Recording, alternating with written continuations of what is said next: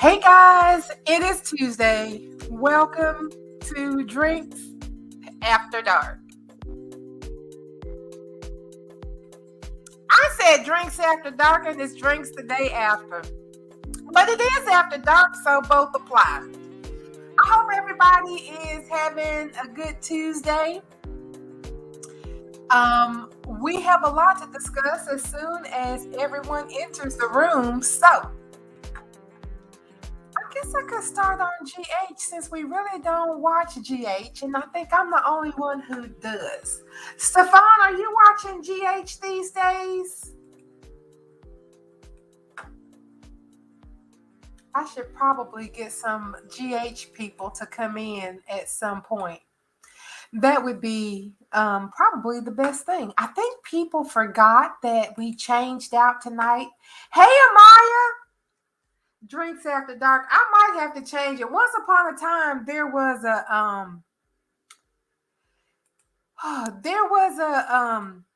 a web page, and it was more like a recaps for the soap operas, and one of them that they had was LA After Dark. I think that's what they called it, and it was about Bold.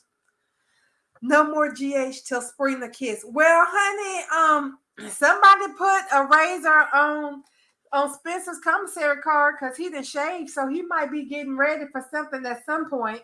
But I think Ava was trying to talk Trina into Rory. I still think Rory might be working with Esme because who else is going to be out here killing? I mean, she pregnant. I really don't think Esme was the one killing people. Hey, darling. Hey, Bubs. Sorry, I lost track of time for a minute. So it sounded like you was on GH. Fill me in. Well, I just started on GH because don't that many of us watch GH, and I only got a smattering of it today because the skies are gray. And when the skies are gray here, hey, Sam. Hi, guys. Hey, Sam. When the skies are gray here, my antenna doesn't work, so I can't get GH. My friend said because I have a smart TV, I should be able to just go to live TV and be able to see it. But this TV doesn't do that for me. I'm maybe I have to take the antenna off of it first and then see what the internet picks up because it's connected to the internet. But she said I should just be able to, and I haven't. So the parts that I got to see through the pixelation, Esme still pregnant, of course, making demands on Nicholas. Girl, she told Nicholas she wants a real Christmas tree and she wants to go pick it out. Because he said he'd have Demetri bring her just some little fake old plastic, something to stick in the corner. She said, me and my baby want a real tree. And I because she's like, you got these damn windows shut. I can't see outside. I don't even know what the world looks like. It's Christmas, and you got me in this dank ass room with this baby, and we need some damn cheer. So you're going to have to go get me a tree. And he was like, I'll have Demetri bring you something. She's like, no, that's not going to work. I'm going to need a real tree, and I'm going to need to go pick it out. Even if she didn't demand to go pick the tree out herself, wouldn't somebody find it weird that they putting trees up in the part of the house that ain't nobody supposed to be using for nothing but storage? Kind of obvious, especially since didn't he say that was the part that was supposed to be being renovated or something else? Yeah, that's a lie. It's being renovated and they just use it for storage because don't nobody get down it. But let's bring a Christmas tree into the storage unit. Yeah, buddy. So why would she think he would be dumb enough to take her out Christmas tree shopping? After the last prank she pulled, right? Because she's Esme and she got the shining. And I think maybe that's what her daddy told her to do. Her daddy was talking to Heather today. I didn't get to see all of it, but they were talking to Heather today. Not her daddy. Elizabeth daddy went to go see Heather in the nut ward. And he was talking to her about how she broke out and went and targeted Cam. She was like, "Well, nobody thinking about your grandson. I was trying to get one of them sandwiches." Because she went to what was it, Buddy's or whatever the name of the bar, and she went for a Kelly's for a BLT and fries or whatever that sandwich was she ordered. She was like, I was hungry. I just went in there to get something to eat. Nobody know your damn grandbaby was in there. Nobody, exactly. Nobody. Look, And that's main character syndrome. Heather's is two crayons short of a full box. She don't give a damn about no Cam. right. Damn. I mean, whatever, sir. I was, if anything, I was looking for your daughter because she's a murderer, but whatever, clever Trevor.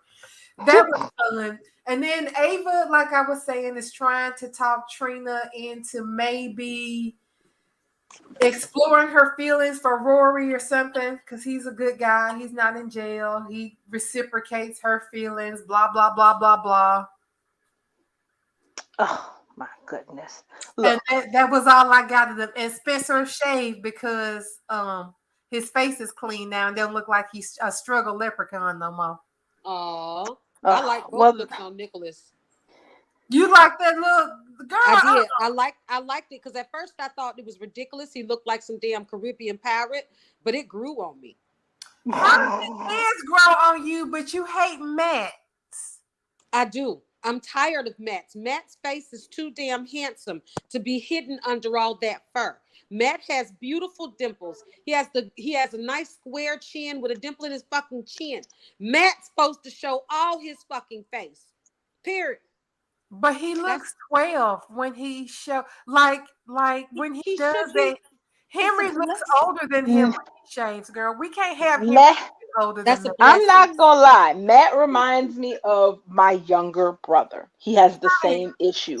If my younger brother looked like Matt, I'd be a millionaire because I'd be and pimped him out. But that's another story. What I mean is, it's the facial hair thing. My Yeah. brother, if he does not have facial hair, he looks 150% baby face, like he just got out of high school yesterday instead of umpteen years ago. So he always keeps a beard going on because it actually makes him look his age. And I have a feeling Matt has the same issue because without the beard, he looks so youngish, hot but young. Yes, but so handsome. It's the features that are being covered that in my opinion, it's an abomination. You don't my baby boy, same problem. But when I say problem, this is my problem. My baby boy, to me, he has the most beautiful eyes, the most gorgeous eyelashes, perfect eyebrows, just handsome. But what does he do? He grows his hair all out and over. So his hair takes over. So like it drowns out his face. He doesn't do the facial hair because again, he's got a nice face. He just doesn't even do the facial hair. But he covers his face, in my opinion, with his hair. It overpowers a beautiful face. I am a firm believer in less is more. And Matt needs to cut it off and just give us that youthful. This man, Matthew, what is like 35? Matthew, I'm gonna tell you, I'm on Matt's Instagram because I wanted to check something. Here's the thing: we ain't seen Matt without that beard since 2020. Right. That was the last time we saw Matt's whole face.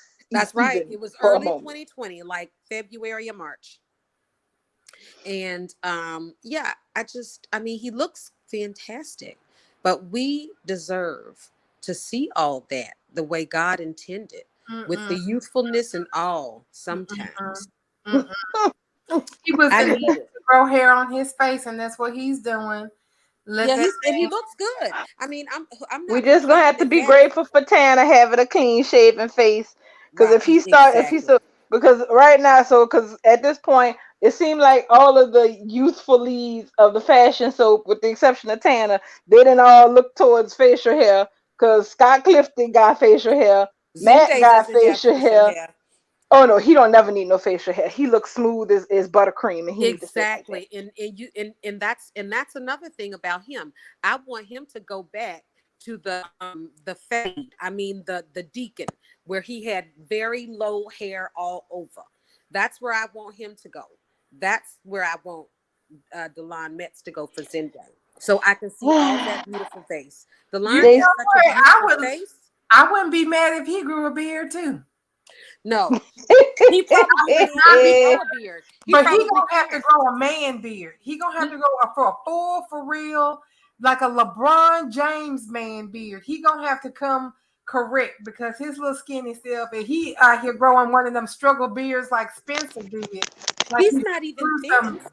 like you just glued some cotton on the side of your face. I cannot get with that. Just go on and take that off. It's not cute.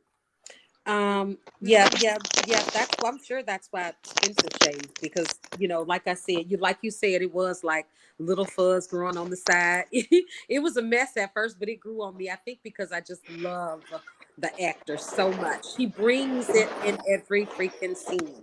Who is eating in the microphone? That was me. Sorry. Oh. It's you. But yeah, I couldn't get with it. Every time I watched him, my nose just turned up. Like, what is he? Who told him that was okay? Where's his girlfriend? Hey, listen, Where's his girlfriend? Nicholas went 100% in the rabbit hole of the role that he was playing at the time. He lived it. He ate it. He slept it. He grew his beard out like a man in jail would grow his No, beard girl, out. he attempted to grow his beard out because men in jail have real beard. Look, as long as Spencer's been in jail, that man ought to have full ass damn mutton chops by now. What you call it? He been in jail. He ought to have mutton chops. Well, I Lord. have an affinity for mutton chops because that was my dad's my dad's chosen style until the day he passed. Mutton chops. What's a mutton chop? The I have to Google that. hairballs on the side of your face. Just look up beard styles. Think Hugh Jackman as Wolverine. Yeah.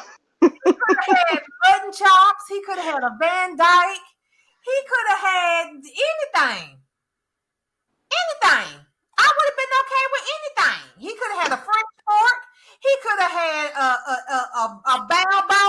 Damn. Okay, I got it. The mutton So, chops friendly. Mutton chops is where you have the beard that grows like down from your sideburns towards your mouth, but stops. Yeah. Okay, my son has a mutton chop, and it's natural. He freaking hates it, and I love it. I'm just like, why do you keep trying to grow stuff around it? Just, I don't know. Maybe it's just me. I think that the way it's intended to be always. It's an era thing because mutton chops were really, really popular like in the 60s and the 70s. And then they kind of went out of style for a long time. And then I'll be very honest. I think Hugh Jackman as Wolverine bought that shit back. Somebody did. Because if you can, I like mutton chops, but like I said, hair, it needs to be like a fade. I mean, it needs to be like it was drawed on your damn face. I mean, low. No, baby, that's called stubble. That's called stubble. That's called stubble. That's not a beard. That's stubble. Yeah, but as long as it looks neat, I need it to be immaculately tailored. That's what I mean. Sharp, low. Yeah. Yeah, you like stubble. We like beards. Like a beard is something that you can grab hold on. I don't need that. Yeah, why would you want that in your life? Oh, what? Hey, some women like a little brush burn shit. Sometimes they like a little brush burn. You can run burns from the damn stubble. Either grow that shit or shave it completely off. If you got stubble, I can't respect you. Either grow the damn or shave your face clean. But if you coming at me with stubble, I don't got time for you. You don't even I like it laid down. Damn proper ass beard. I like it laid down like he just got a fresh fade on the side of his face. That's the way I like my beards, my goatees, everything. I don't want that hair long enough to wrap around my finger at all. It needs to be just laid down in position, not to move. And we have officially completely lost the plot of soap opera because we talking about men's hair. Because I said Zende need a beard.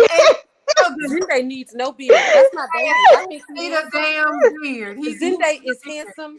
And I don't mean Paris because he's gay. He needs a damn facial beard. I love my Zende, babe. I love those freckles on his face. I could not imagine him having some hair covering up those freckles. I'm gonna talk to him on the Instagram and ask him if he can grow some facial hair. If we can get Zende in a beard. I probably wouldn't even recognize him if he had facial hair. Right. I'd be like, who the hell is that? A new dude? He might look a little bit more manly. wanting him to Well, cut his hair lower to like a deacon fade, like low, low, low, like a deacon fade. Like I can't even believe y'all would do me like that. How could y'all do me like that? girl, you know how much I can tell you this much. You know how much maintenance keeping all that stuff low is.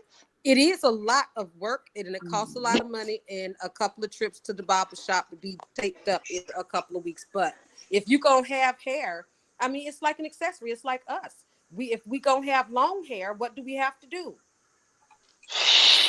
I mean, That's the I have thing. in the middle of my back. I don't really do nothing to it because it's locked.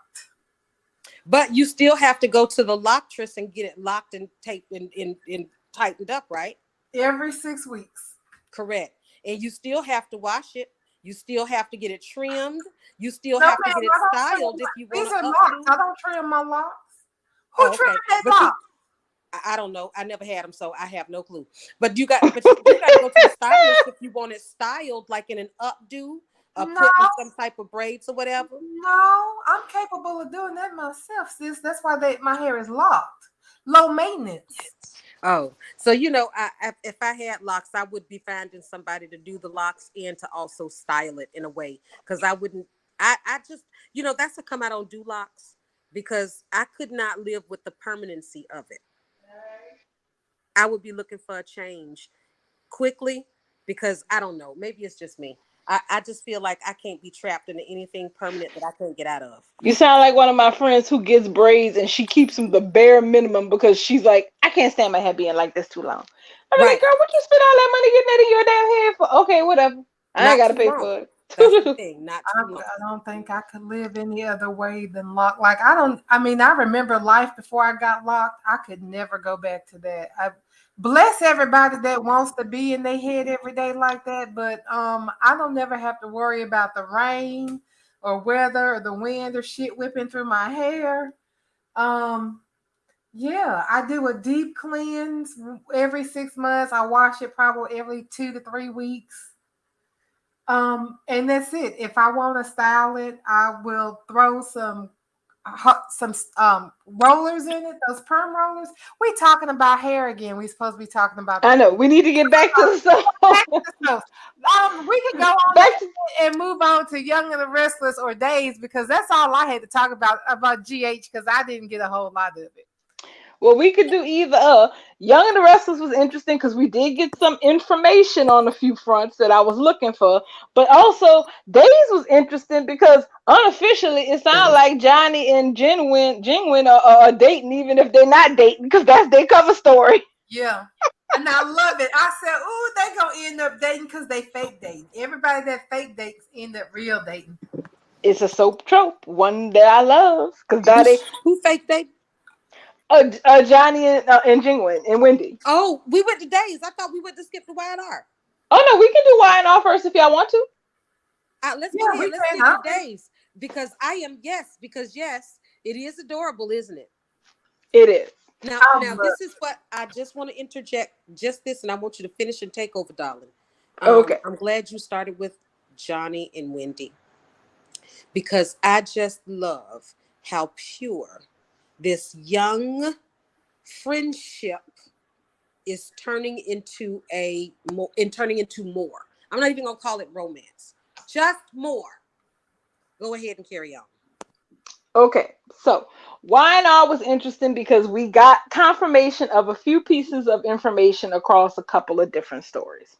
So first and foremostly, we pick up with Jack and Diane still at the Abbott house, her being completely freaked out about Jeremy Stark. So here is the dealio with her and Jeremy Stark.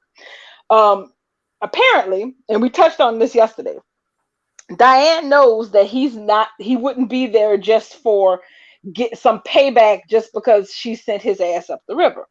So apparently when the cops was getting ready to bust Jeremy, she had already prepped some money for transport since she was the one helping him, move money out of the country. And so when the cops busted Jeremy and took his ass to jail, she just kept that money that had been prepped to be moved because his arrest was based on money they already had verified had been moved and they had no idea about this shipment. So she sent him up the river and kept his money for her trouble. Mm, Who wouldn't have done that? exactly. And so, well, Jack, and I have to say this, I really feel like there is something here. There's something here that we're not seeing, or something that we're missing. Because Jack told her, well, look, if he's pissed about that, then just, if you have something that he wants, because Jeremy sent her this text message after Jack ran his ass off the Abbott mansion, basically telling her that it was a mistake to get the Abbotts to stick up for her. He said, well, just give him his damn money back then. And Diane let him know, well, I kind of can't do that because I spent that shit. That, because she basically was like, well, it helped me, find my independence, etc., etc. So, I spent the money. And Jack, I swear, I have to hand it to Phyllis and them. Diane has Jack Abbott 160% twisted like a donut and slipped on her finger at this point. Because Jack said, well, look, okay, fine. How about this? I'll give you the money to repay Stark. And she refused. She said that she was not going to take the money, that, she valued her independence, that she was glad that she didn't, decide to go into witness protection, because that meant she would have never been able to see Kyle again. And so, but she's like, it means that Jeremy is definitely here to get some serious payback from my behind. But Jack reaffirms that him and Kyle are going to protect her. They almost kissed today. And wait, and so after that happened, she's like, well, it's time for me to go. And he's like, well, you can stay in the guest room. He's like, he said, this is my house and I want you here. It's my house. You know what? This right here isn't, I told y'all I've always been an Abbott fan, and this might be enough to make me want to watch, because I would love to watch Jack be romantic. Jack is a damn romantic at heart. He is. If he is about really to turn on the charm for Diane and be there for her, I don't give a shit what Diane did. I am here for it. Oh, well, I'm going to tell you from my heart, honey. If you wants to see Jack Abbott at his finest, you make sure you sit yourself up there and watch The Youngs and the Restless tomorrow. Because, girl, him and Phyllis, I'm going to tell you like this. Michelle Stratford and him showed up for work, and somebody told him, I need y'all asses to act today. Uh-oh, they told him to earn an Emmy. Yes, so tomorrow you're going to have Phyllis acting her absolute craziest, and you're going to have Jack saying, you know what, I'm tired, I'm sick of you and your shit. So I'm glad that you told me, because I'm going to have to watch that, because Phyllis, I'm going to enjoy just the icing on the cake for her to get red, because after the way she's been dragging for Diane, I'm just sick of her.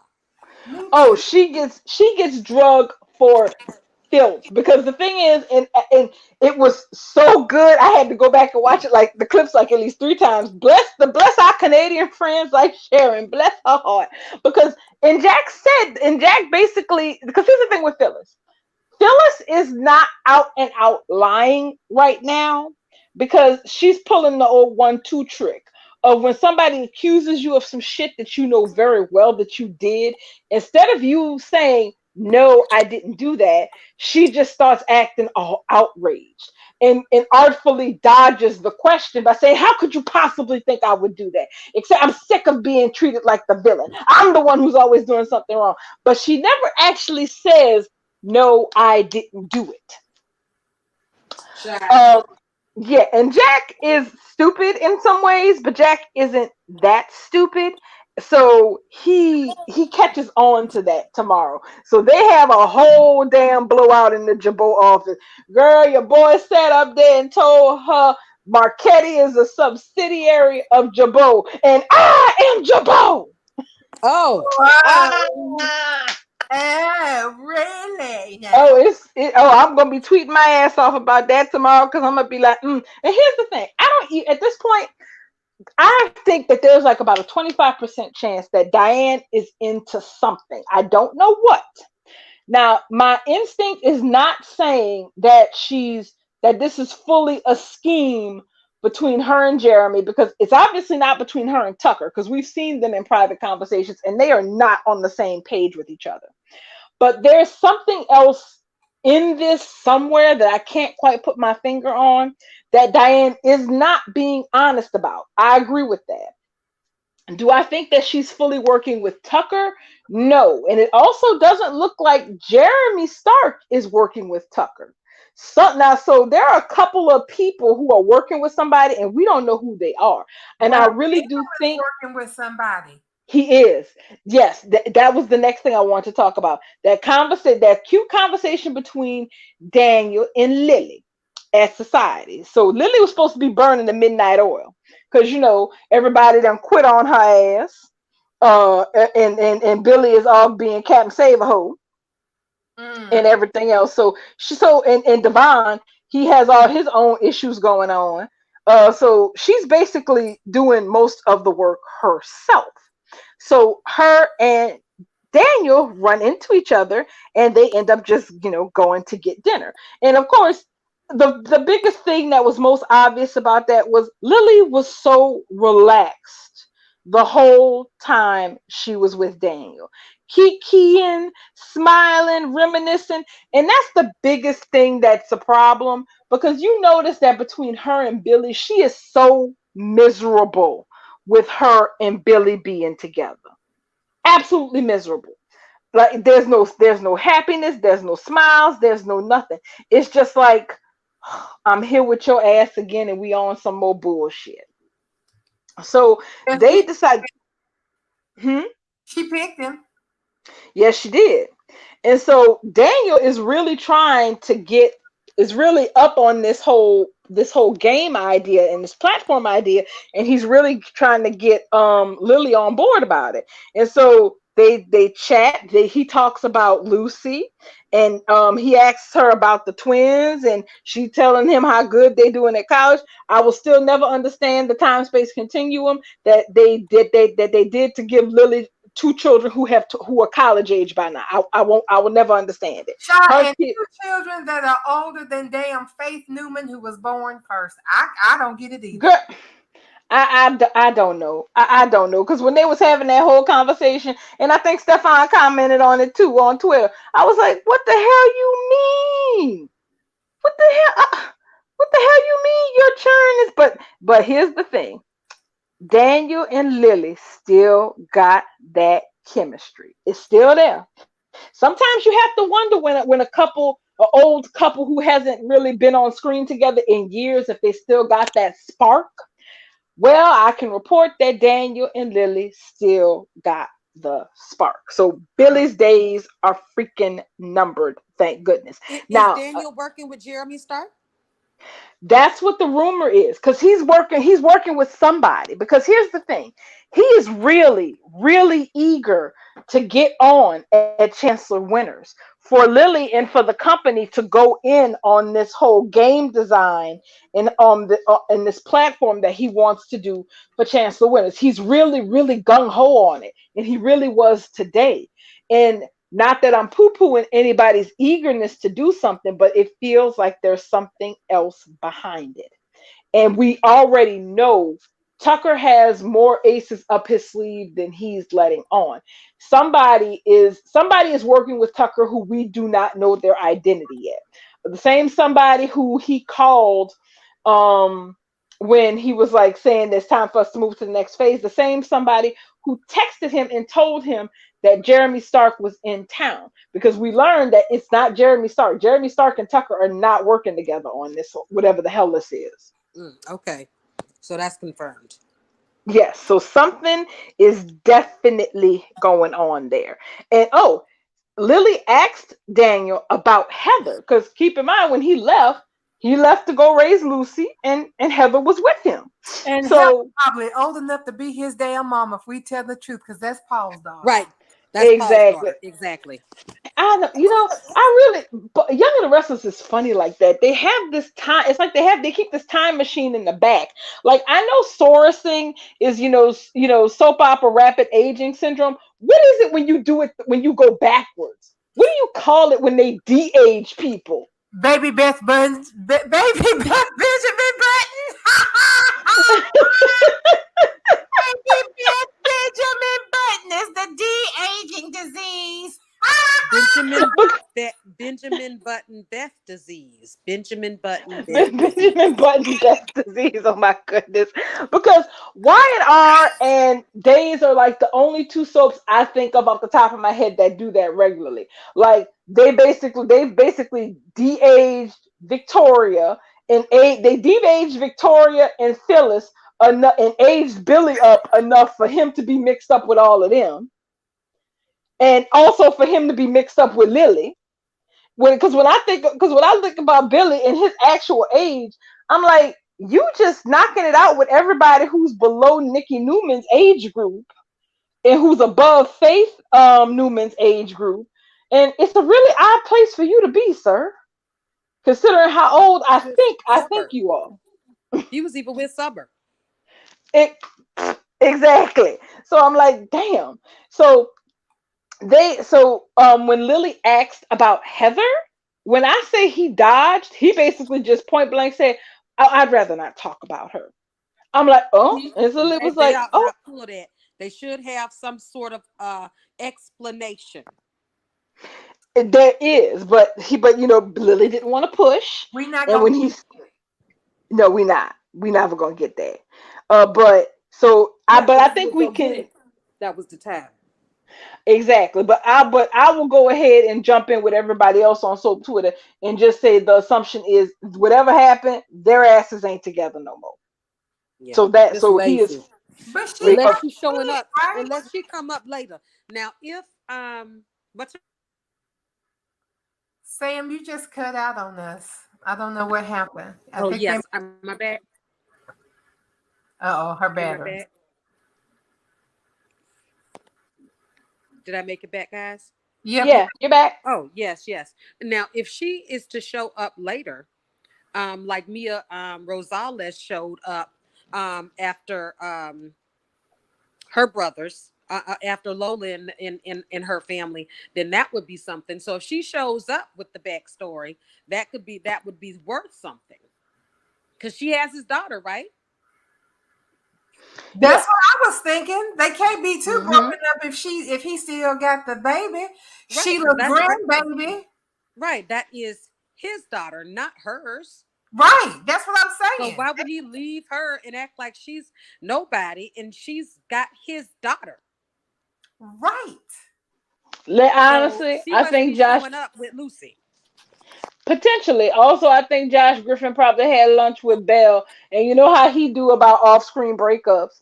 Just tell him it's over, and you ain't got to give no explanation. You ain't got to do shit. Just say it's done and write the next story. So sometimes I be feeling like they need to put a wall up between those two shows because I feel like one's going to affect the other with everything bad that it does. See, Yeah, they need to do better. what's gonna happen is Heather gonna pull a Phyllis and she gonna pop up on Daniel's doorstep with that baby on her hip. Talking about Daniel, did you forget you had a family you left behind? And by Correct. that Mm, time, he gonna been and already bounced up and down with Lily a couple of times in the bed. Yep. And then she gonna be like, "Did you forget that we just on a break? I got mm, your kid. The fuck, Daniel." Yeah, Yeah. that's kind of where I saw that going today. When I saw them sitting there at that table giggling and kikiing, and reminiscing and shit. and I said, he gonna end up just like he gonna end up in the situation just like his mama put Daniel in. Some woman gonna show up at Lily's door talking about where my man at, where my baby daddy. And Heather is Paul's daughter, right? And Heather is Paul's Hmm. daughter, which if they bring her back, they gonna have to bring Paul back. How they Maybe gonna Yes. back and not I don't know. They Those always Paul people will be salivating if very much so. Heather They showed up in Genoa City. They would put their pitchforks up again. Soap Twitter would not be the same until Y&R either rehired Davidson or made it clear that they wasn't. I And mean, you they well, know kind of Y&R will have to go. capitulate. I mean, it is it is already gonna be kind of strange that we already got Daniel Romalotti coming his ass back. And obviously Christine is gonna be on scene because there ain't no way in hell they bringing Daniel back to Danny back to town, and Christine ain't gonna be there. Oh, Danny? I said Christine gonna have to show up somewhere. Of course she Did y'all will. say Danny Roma? You talking about Big Danny Yes, coming back baby. too? Yes, Damien is coming back for Christmas, boo boo. yes, ma'am. Oh, Hmm. okay. He will be back Okay. home for Christmas. Oh, okay. So he making a well, that's nice. Who's now I'm not let me remember Danny Romalotti. I don't remember who his mom and daddy was. Rex Sterling was his daddy. His mama was never on screen, but we found out Mm-hmm. later that Rex Sterling, well, that's the name that Jill gave Rex when she made him for Catherine. But Rex Sterling is his daddy, and Gina is his sister. Danny been on the show since he was 16. He was Okay, I single back remember then now. in I the remember 80s. you said Nina is no. Nina used to go with Danny. No, baby, Gina Roma. Gina. Gina Rome. Yes, I remember she used to run the club. No, Gina's had a restaurant, didn't she? Gina had a restaurant. She was a singer also. She started running She that sure restaurant. was. She used to sing at that restaurant. And then Kevin Fisher locked Colleen in the freezer up there at Gina's and set it on fire. And that's how Gina lost her shit. It did. That's how we Mm-hmm. got the athletic club. I remember because the athletic club is what replaced Gina's. Mm-hmm. Yeah. Exactly. So yeah, so Daniel, you remember Daniel used to be married to Tracy, but that was like for 2 seconds. And Yep. then him and Lauren. Christine had the great love affair until the Phyllis Summer herself as a groupie who became totally obsessed with him back when he was touring, made it her business to try to land Daniel, and land him she did. I still can't believe he married her ass twice, but that's another story. Well, when the child is involved, Phyllis was a good parent trapper, honey. She She was was. she was the queen of the parent trap because if my husband had come home talking about, well, I got this girl pregnant, so I'm gonna have to marry her. Bitch, we fixed the fucking co-parent. Where's your brain at? You gonna leave me for some damn fucking groupie? Do you remember not everything that we had to go through to be together? You think you fixed to leave me for some fucking little groupie? I No. wanted to whoop Danny's ass. Girl, you making me mad like it's the 90s again. Bring me Woo. that damn baby. I'll never forget because what had happened was Michael got the role of Joseph for Joseph and the Amazing Technicolor Dreamcoat. So Danny didn't even really get a good goodbye. He was gone on tour, and the next thing we know, Cricket got this damn letter in the mail, and they had a voiceover. It was Michael Damian. He was doing the voiceover, reading the letter to Christine, telling her how he has made a really big mistake and he's sorry, but he can't stay married to her. Mm-hmm. He wished things had been better. Everything was his fault. She was fucking crushed. Then he came back home and he was like, girl, I'm sorry. I got to tell you what happened. And it is still my fault. And before he could even really get the whole story out his mouth, here come Phyllis knocking on the door with a damn baby on her hip, talking about, this is where Danny live at. Yeah, name Phyllis Summers. This his baby. I'm his baby mama. Y'all heard? I'm his baby mama. Oh, you the wife? Mm-hmm. Oh, I mean the ex-wife. Y'all ain't together no more because I'm his baby mama. We gonna be married soon. It's nice to meet you. They call you Cricket. That's a bug, ain't it? Okay, I Yep. like bug. I mean, And wait. And yeah, yes, that's what she. Yeah, oh, girl, you making me mad. I remember how that bitch used to call Cricket the bug. Oh, I used to love it. I couldn't stand Cricket. She was a bug. you know what? I just realized something. Correct me if I'm wrong. Did it ever get exposed that Phyllis was the one who tried to run Christina and Paul down? She got yeah, put on trial for like a decade later, but she still beat the charges. yeah, Okay, because I couldn't remember. yeah. They didn't have enough hard evidence, but everybody knows. We all Yep. know. We Yep. all know that Psycho did that. Yep. But she's Now, still what? running around town like she didn't attempt to murder Cricket and almost kill Paul. Right, Mm. and we know she killed Sasha. I don't care what nobody say. That bitch. Oh, that lab assistant? Yeah, Yeah, she killed her ass. she burned Sasha up in her apartment. She set Sasha's apartment on fire with Sasha in it. Didn't she do Well, something to Tim? Fucked him. You said Tim. Screwed him. Completely Tim. turned him out. She fucked him all the way to the Bold and the Beautiful. Wasn't he over there with Sheila at one time? I He feel sure like was. Yes, Yep. he did. she fucked that man all the way to Los Angeles into the arms of another psycho. Yep. Oh, it wasn't. Wait, but not into the arms of Sheila, if I'm not mistaken. It was into the arms of Morgan. And did Tim not have a pet Doberman named Phyllis? That was Morgan. You right. It's still a damn crazy ass red. Yeah, a crazy ass redhead. That's a special breed on these soaps. Now they trying to make Sally crazy too, because I read that they gonna try to test her with Danny. Child. Oh Lord, girl! And wait, where did you read that? Daniel, not Danny. Daniel. Phyllis's son Daniel. Phyllis's son Daniel. So I Phyllis gonna. Oh no, Phyllis gonna kill her. Phyllis is gonna try to kill my Sally. Oh That's no. dumb. Why would Sally go from Nicholas Newman and Adam Newman to Daniel Romadam Lottie? That's dumb. Because he is an artist and he's into beautiful things and he's new in town. And Sally and Nick look like they was having some kind of scruff up today.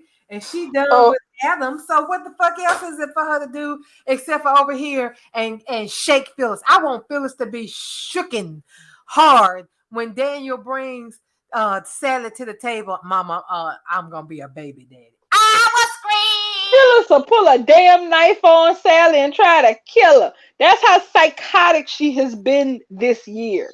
Yeah. She will literally leap over the turkey or the ham and just go for her throat and call it even Stevens. Now I will say, that's the next part of what happened. So what happened with Nick and Sally was this. So obviously Nick knows that Sally and Adam slept together. Well, now like I said, this is so soap and messy. Girl, so messy. So Nick didn't really. So what happened was how it left off was, well, Nick didn't exactly leave her. He basically told her that, he understood that there was still all this residual feelings with her and Adam. And she basically laid it out to him that, look, I've looked over it. I really needed to know that me and Adam were done. And the nicest way I could put it, I love Sally to death, y'all know this, but basically it kind of came out like I needed to screw him to know we was over. Yeah, that's how I took it too. She was like, I need to make sure. Yeah, Sure. I love Sally Spectre to death. Y'all know this, but that's pretty much how I summarized what she felt. I'm like, okay, so you're saying you needed to screw him to know that y'all was really done. She said she had to make sure that her vagina was over him, because if her vagina wasn't over him, there's no sense in moving on with Nick. Her vagina over him. So why get caught up, between two men if your vagina still wants Summer column A? Why would you still be over here fucking around with Summer column B? You see, and the thing is, most women who are people who are in this situation, they have a little space in between to kind of repackage it so it doesn't sound like this. But there was no time, because the thing is, Nick ran into Adam walking out of Sally's hotel room. And when he walked into the hotel room, Sally's in her robe. The bed is a whole mess. You know what went down. Exactly. So it was like, and the thing is, and Sally did say that she wasn't gonna apologize for fucking Adam neither. Right. She was like, I'm not sorry. She's like, I'm not sorry because I needed to know this. Listen, she learned in LA. She said, I'm not trying to do this shit with nobody else no more. I learned from what I've gone through. I'm not bouncing between two brothers. I'm not going to do that. I just want my vagina to be sure that it was done. And it said it was. And so it's done. We can move forward. But if you don't want to move forward, just remember, you cutting it off. Your brother cut it off before. Ain't nobody getting a vagina. Exactly. And so the thing is, she basically told him, look, you need to just say your piece about how you feel about all of this. And so he more or less basically told her that, this isn't easy for him. And he does feel some type of way about her sleeping with Adam because he's jealous. He feels jealous. especially after he was just downstairs defending her to him daddy. So yeah. But So riddle me this, Batman. mm, Who the hell's idea was it to take up with Sally after she broke up with Adam? that's Yep. what I say. See, Hmm. easy. See, my thing is, I'm sorry, I'm gonna put it as nice as I can. You lose people. How the hell you get them? Okay. So I'm like, my sympathy for Nicholas is extremely limited in like non-existent, because I'm like, Nick, the truth is, I know, and everybody in the soap universe know you ain't had no business rolling around on that couch in Newman Media with Sally to begin with, because you knew her and your brother was unfinished business. Yep. Mm-hmm. That was one So of his motivators. right, so I'm kind of like, you saying you knew that they still had residual feelings for each other, etc., etc. And I'm like, well, yeah, bro, you're damn right they had residual feelings.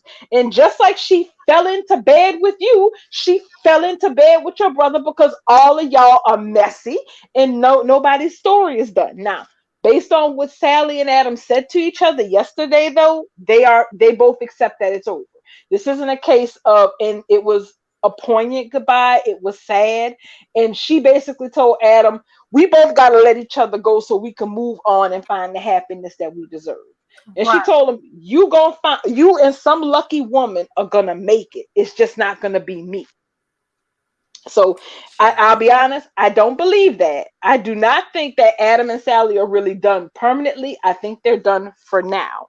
So she ended up telling at Nick the smart thing, the thing that I wish people would do on soaps, that she feels like her and Adam are finished, and that she does want to pursue things with him in the future, for them to date and actually get to know each other.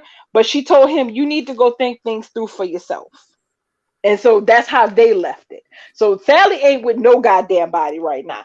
Now, Adam is off at that ragged ass club of Noah's, drinking his sorrows away with Chance ass. Now, that conversation was interesting. Finally, Yeah. Chance opened his mouth and told somebody the reason him and Abby getting a divorce is because Abby cheated on him. Yeah. I was like, now he didn't tell him who. Okay. Oh, and Adam apologized to him for how he was an asshole during all that Ashland Locke shit. So the Adam and Chance friendship is back on. I'm glad to see that. I don't understand why they waiting so long to have the fallout for Abby and Devon's affair. I think we've seen all the fallout we're gonna see, to be real honest. See, Mm. that's the thing though. Now we got two people who actually know that Devon, well, no, we have one person. The only person who knows, aside from the three people, that Devon and Abby slept together is Phyllis. But she's up to her eyebrows and all this bullshit with Diane and all of this mess she done got herself in. So it's not really on her radar to go around exposing nothing. Now Adam knows that the reason they're breaking up is because Abby slept with somebody else, but Chance is still a more decent person than me, because his ass didn't name names. I would have named names. I've been I naming names from the beginning. I would have made a damn Instagram post and tagged every damn body. Mm. I mean, the minute Victor Newman got in my face talking about you promised to love my daughter, what's going on? Bitch, your daughter's a hoe. That's what's going on. Go Mm-mm-mm. ask her about go ask her about couch surfing. Why don't you do that? Child.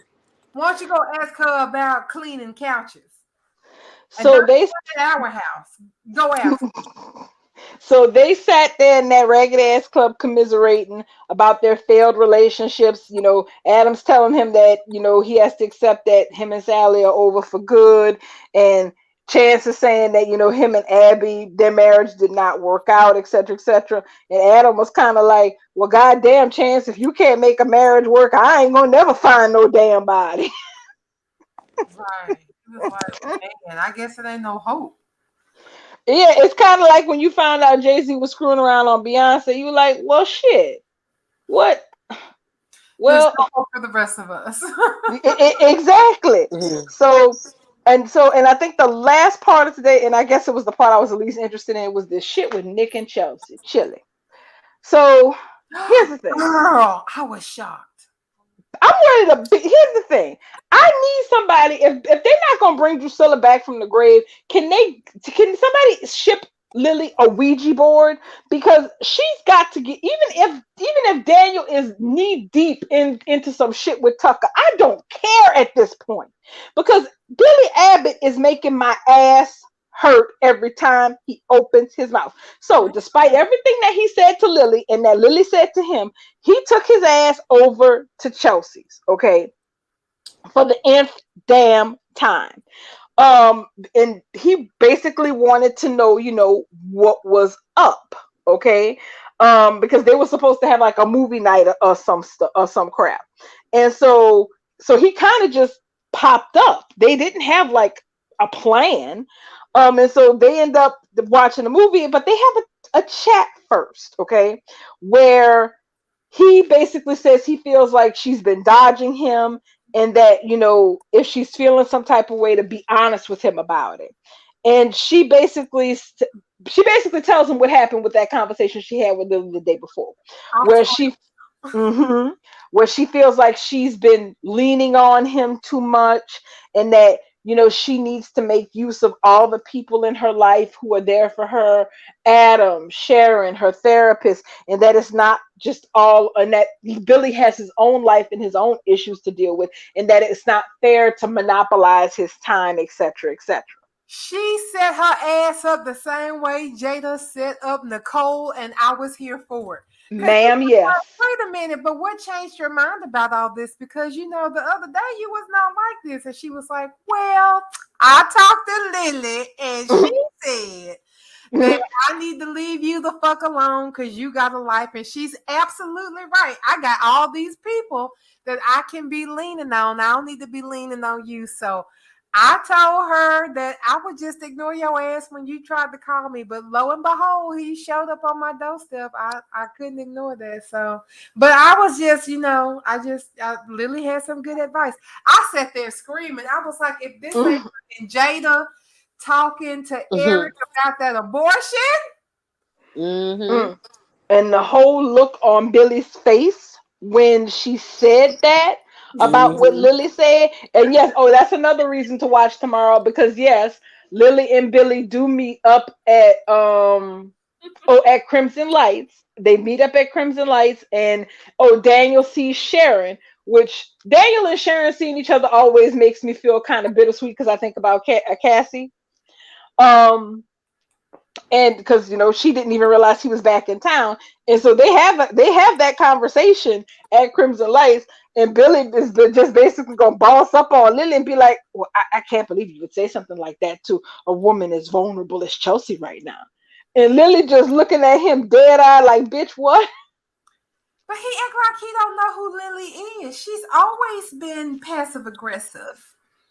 Very, yeah, exactly. All that street smart that she should have got from Drew is all wrapped up in hoity-toity bullshit. Instead of her just coming out on somebody, on a bag on somebody, she does things like that. Now, here's the thing: Lily wasn't mean to Chelsea when she told her that, and the thing is, I get why she said it. She didn't say it because Chelsea was the one leaning on Billy. It's because Billy is kind of almost pseudo obsessed with Chelsea right now, which is kind of vibing weird, because Chelsea's not putting out any romantic feelers, okay? That is not the vibe that's going on between them now.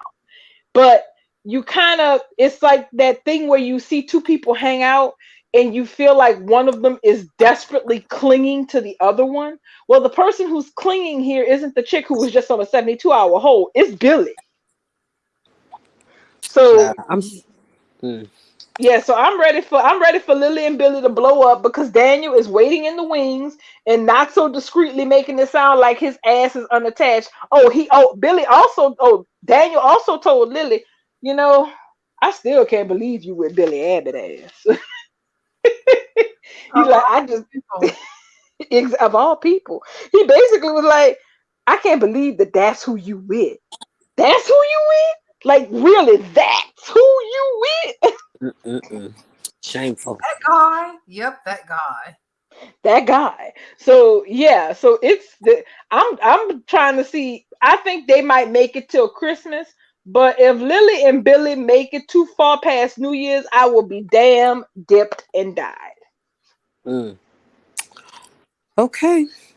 And so that's basically why I think I covered everything. That's basically why and on in a nutshell. But yes, do tune in tomorrow if you want to see Michelle Stratford and Peter Bergman act their asses off and act a fool up in the Jabot offices. Do watch. Oh please, do watch. I think I will. I'm off tomorrow. I think I just may. It's and Uh, of course, girl, and here's the thing. I know y'all said y'all don't like cricket, but Jack actually throws up in Phyllis's face, talking about just like you didn't mean to make cricket miserable or try to wreck Sharon's life. Like basically, he called her out on being so goddamn judgmental of Diane when she didn't did all this shit to make I people can't wait lives to see that miserable too. tomorrow. So yes, ma'am, watch because Yeah, I'm gonna watch and that's rewind a long few overdue. times. Long I'm overdue. gonna take my break early for that one. well, this is Hmm. fixing to be somebody's Emmy reel, is what it's fixing to be. Oh, it is. Not and also I was like, you know what? I was like, you know what, Jack? All them years of tussling with Victor Newman, evil ass, that gave you some real backbone. All Jack right, always that's had it. Put some respect on it. Jack has he always had that, and Peter Bergman has always brought the noise. he I he will has. tune in tomorrow to see Jack serve Phyllis what she has earned for a very long time, and I haven't even been watching Why to the Offer, but I will See, check and in tomorrow to watch Peter Bergman chew up this Emmy reel and spit it out. he will. And here's the thing about it though, is that when Jack and Victor were battling back and forth for all them years and years and years over companies, over women, over everything, Over the when they sons. over sons. When they finally put all of that to rest, it was like, you know what, we too old to be fighting with each other over this shit. So you know what, I'm gonna stop fighting with you. You're gonna stop fighting with me. We're gonna stay in our lanes and get along like reasonable people. It's not like those. I mean, those were like fire and brimstone fights between Jack Hmm. and Victor.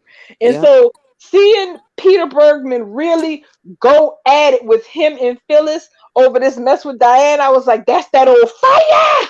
Hmm. And Peter Bergman has always brought it. Always. He always seemed to me. I have always just loved his Jack. But So anywho, do we're I. going to game. And I'm glad they re-signed him for another 5 years, so we ain't gotta worry about him going nowhere anytime soon. Hmm.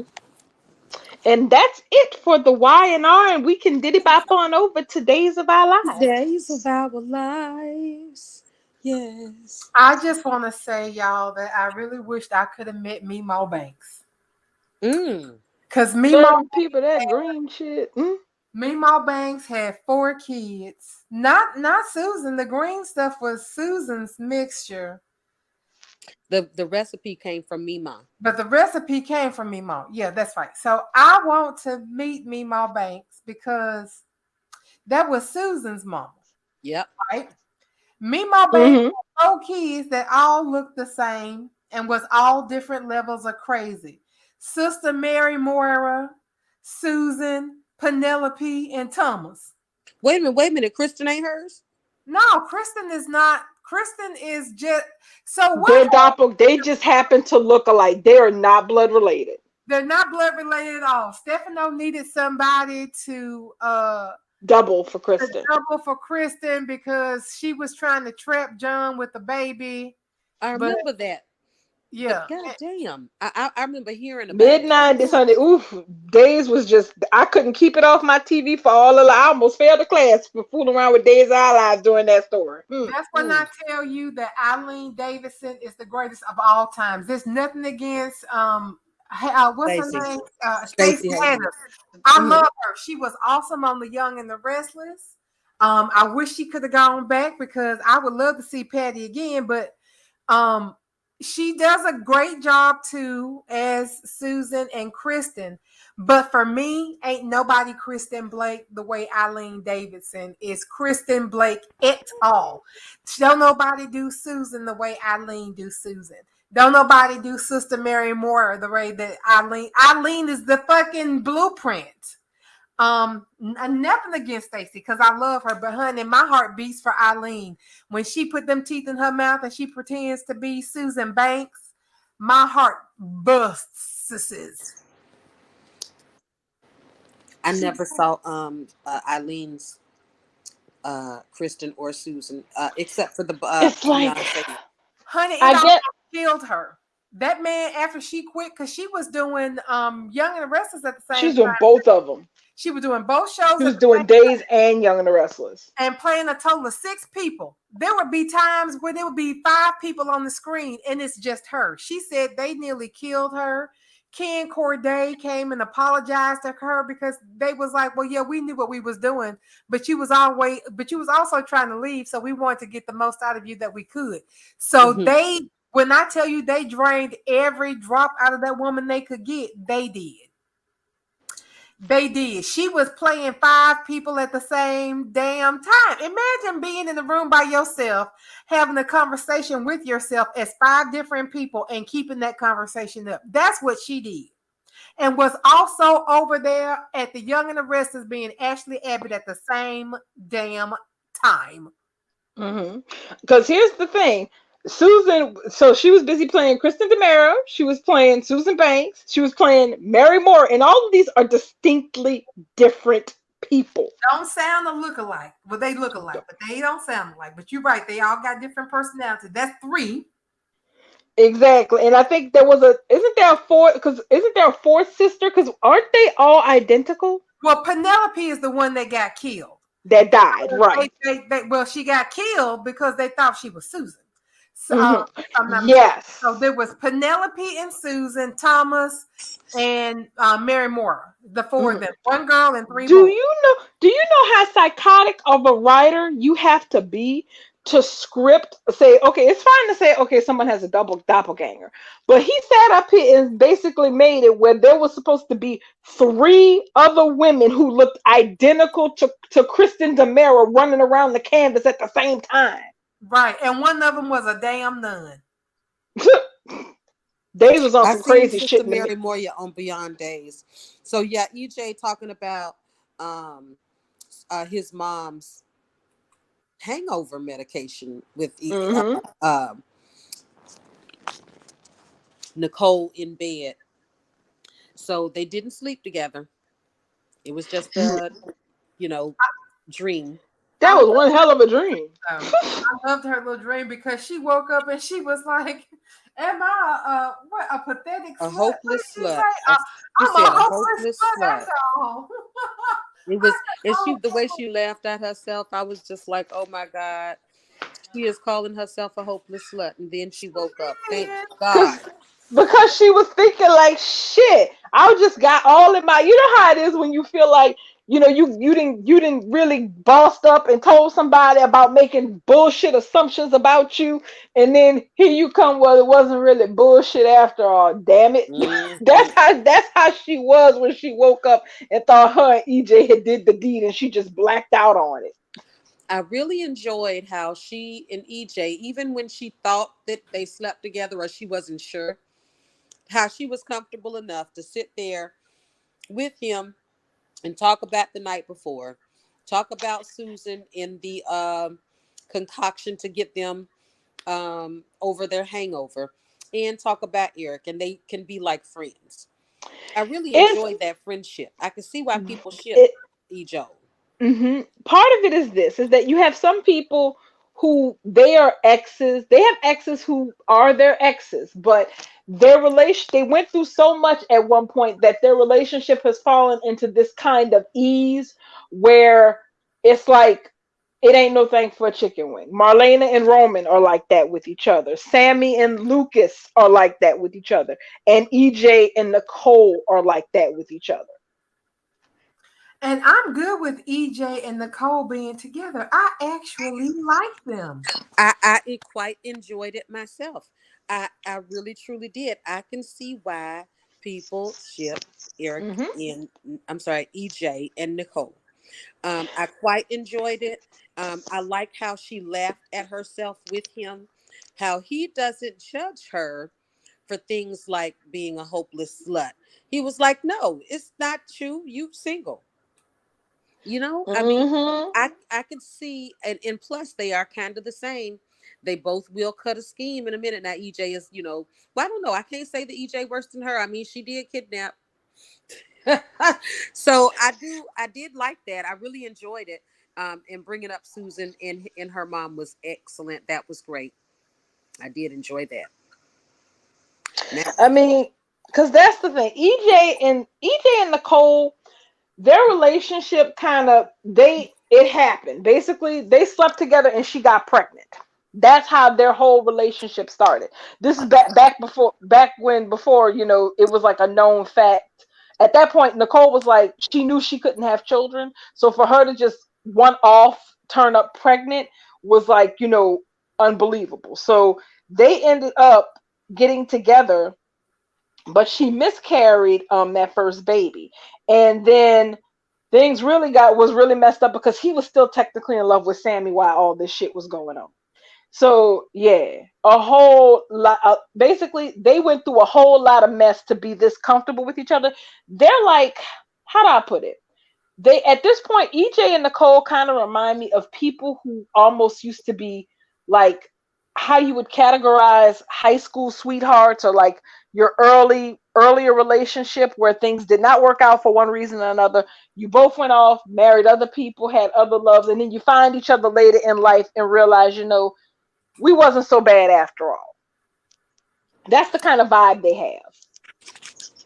yeah, it's real friendly. I really like it. I like it. Now EJ is going to go ahead and call to drop the charges on Eric for punching him in the face. Nicole Hmm. is grateful. However, Eric has just met Sloane Peterson. Oh, I have so much to say The about that the mess. electricity between them, I just fell off the chair. I wanted it down. I wanted them to have sex in the damn jail cell. I was like, she into being locked up and shit. Somebody outside them doors got handcuffs. Pauline ain't gonna be there all night. Gone, gone, gone, get gone. I want her to be the next Mrs. Brady for about 5 seconds so Nicole can be good and mad and he can be good and whipped because Sloan gonna open up his little nostrils. He ain't never been with see, Nicole a hoe. He ain't been with a bad girl yet. Sloan a bad girl. Well, see, Sloane Hmm. is definitely different. Sloane is definitely like a bad girl on wheels, but she came from pedigree stock, so she a bad girl in a different way. You feel me? She Mm-hmm. like Mean Girl. She's more like Mean Girl, but she's a Mean Girl right now with the vengeance in her perspective and her point of view is valid towards Chanel and Oh, Paulina. and, However, I don't and see Sloane as evil. I see Sloane as no, just I a don't. little uppity bitch that's got an ex to grind, and she gonna grind it, and I'm here for her grinding it. That's what I'm see, and that's the thing. I have no smoke for Sloan for trying to make Paulina and Chanel miserable. I'm Right. quite enjoying it. Because Sloan gets a lot of good one-liners that I just truly enjoy, and I like the look on her face when she delivers them. I love a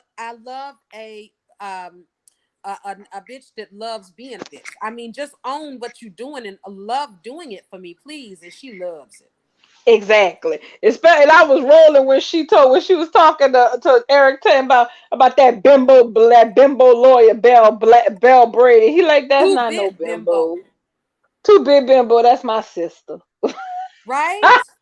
Look. Said, oh no. Oh, so I guess your Oh sister gonna be busting you out of here, huh? Oh well, not really, because I kind of told her and her husband to f off, so I'm kind of stuck up in this.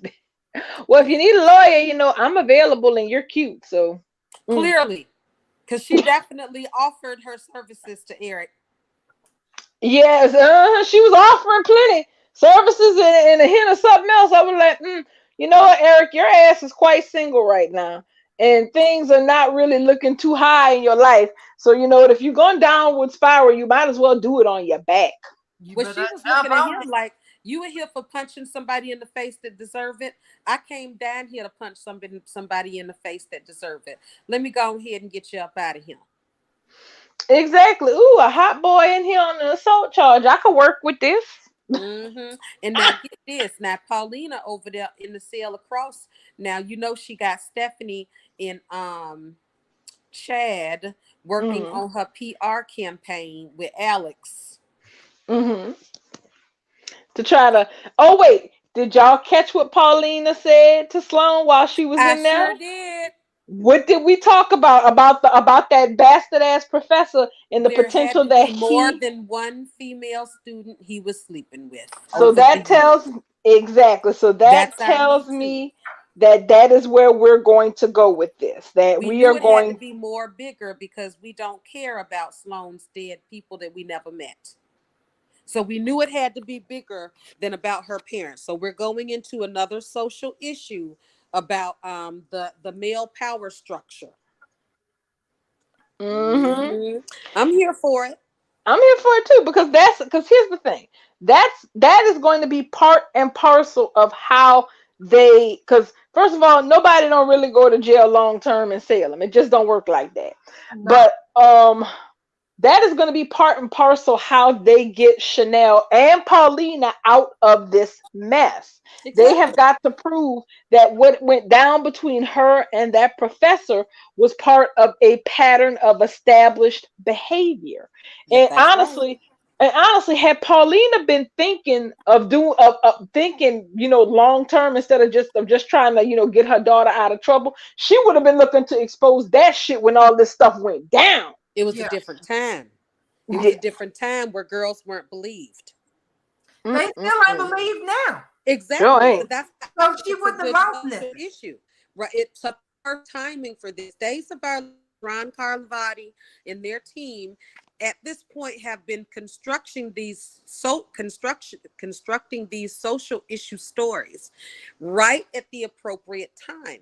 So now we leave from Jada's pro-choice abortion story, which we know ain't the end of it, and now we're rolling into right in the thick of this power structure dynamic story with Chanel and this professor.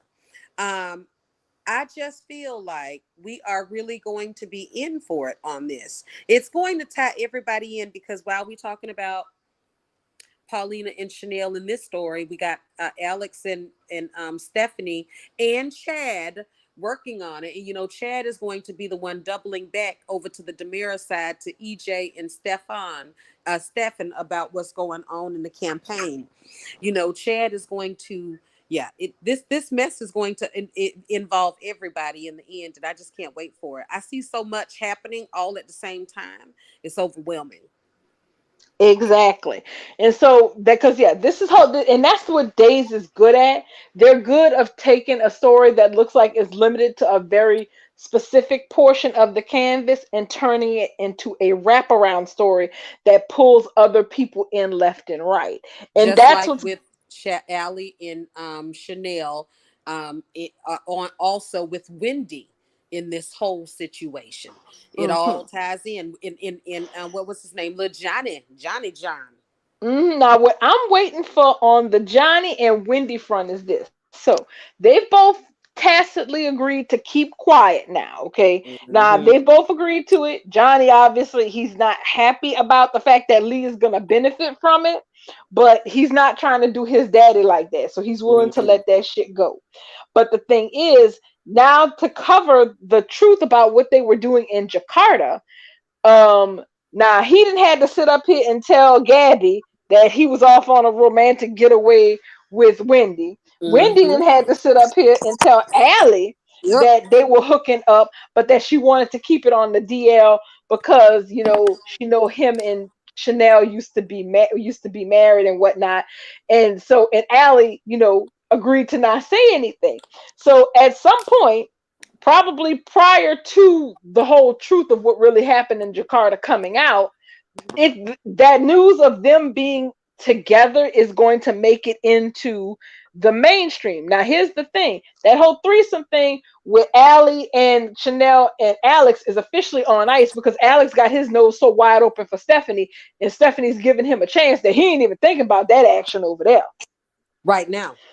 right now. So that puts when Chanel had that odd reaction when she was questioning Genuine before, that puts it her reaction to whether to thinking that they're actually involved, that puts that back in a different light now. Oh, also Trip will be back for Susan's memorial next week. I was just thinking about Trip because he Mm. has to make his way back into this because Trip was Hmm. liking Wendy, and Trip also was in a relationship with Allie.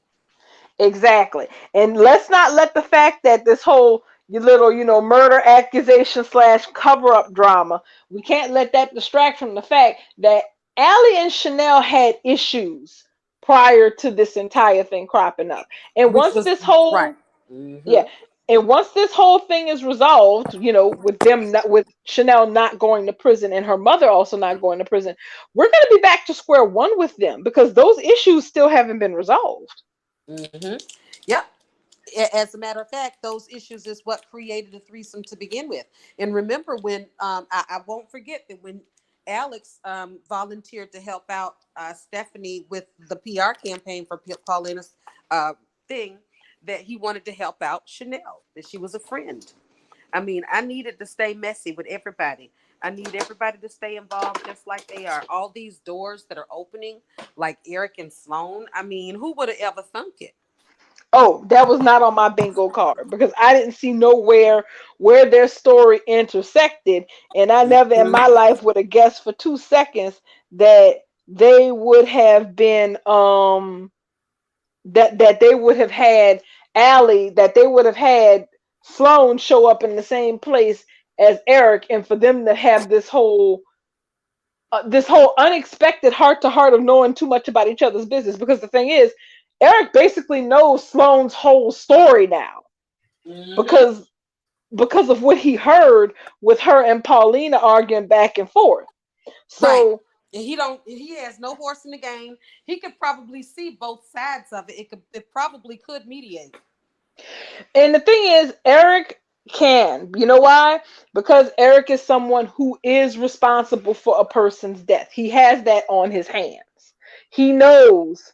And I think that's an interesting perspective if they decide to let Eric and Sloan be more than just a roll around in the bed once or twice Yeah. interaction. He might actually be a person who will be able to talk to Sloan on the level of, I understand where Chanel's is on this because I'm that person. I got behind the wheel of a car and I killed a man. Mm-hmm. And Yep. it was not my intention.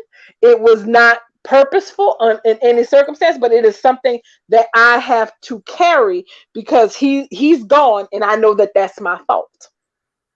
Right. So, because the thing is, and it's why I like Sloan is that I empathize with where she's coming from Yes. because even though her father is definitely responsible for most of what went down with this entire mess, with him screwing around with a co-ed Chanel and his wife confronting the girl and it all ending in tragedy, nobody is really empathizing with Sloan about her position in this. Right. That because and I understand that because of course these people are Chanel's loved ones. They're Paulina's loved ones. They want her to, they want them to be okay. They don't want them to have to suffer because of this entire thing. And in Sloane's eyes, it just feels like it's just more corrupt bullshit and y'all just trying to get them out of it when they really have it coming to them. Well, so Where that's where Trask comes in.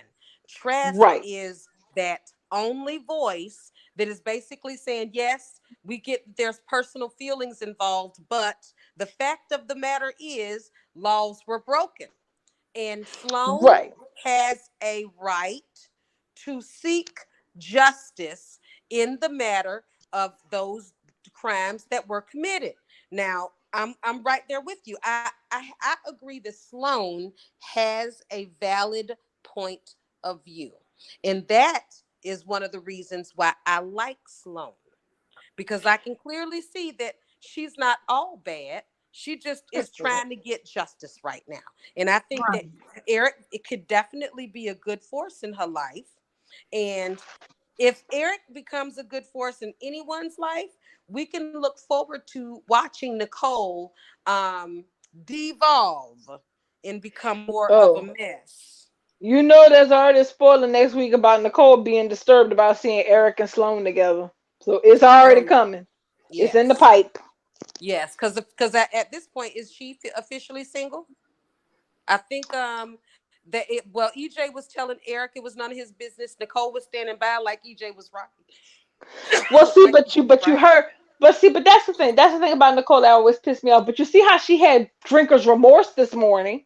All of a sudden, all that good shit she was popping yesterday in the bar, she's like, "Well, I was just so drunk, and I don't want Eric to stay in jail and all this shit." I'm like, "Girl, Yeah. really, Mm-hmm. Yeah. Yeah. ma'am?" That was for the pits. That was for the pits. And I was like, let's say "Ma'am." Chanel is no match for Sloan either. Chanel is no match for Sloan. Every time Sloan gets in Chanel's face, she eats her ass up to pieces. Oh, let me tell you this much. The thing is, Chanel, while I fully understand Hmm. the fact that Paulina loves her daughter dearly and that she wants to protect her for everything in the world, I'm gonna be honest, Chanel and come up real soft because of that. She is Yes, not honey. she is not ready for somebody to rip into her with claws and take her down like a gazelle on the savannah. Clearly Okay, not. she's not built for that life at all. And Period. Paulina knows it, and that's why she's running around here talking about my daughter, my daughter, my daughter. Hey, you're gonna have to fight tracks.